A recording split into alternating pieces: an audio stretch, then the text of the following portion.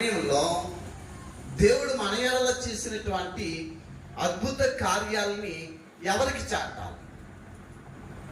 దేవుడు మన జీవితంలో లేకపోతే మన బ్రతుకులో చేసినటువంటి అద్భుత కార్యాలని ఎవరికి చాటించాలి? మనం చూస్తున్నట్లయితే 66వ సంకీర్తన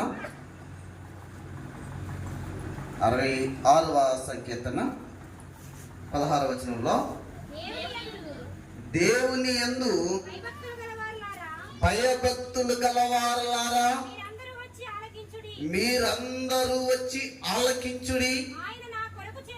ఆయన నా కొరకు చేసిన కార్యములను నేను వినిపించెదను.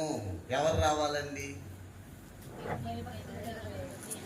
అంటే మనుషులతో భయం కాదు, దేవుని ఎడల భయభక్తులు గలవారలారా మీరందరూ వచ్చి ఆలకించుడి. ఆయన నా కొరకు చేసిన కార్యములను నేను వినిపించేదను అనేటువంటి మాట. ప్రతి మానవుని జీవితంలో దేవుడు ఏదో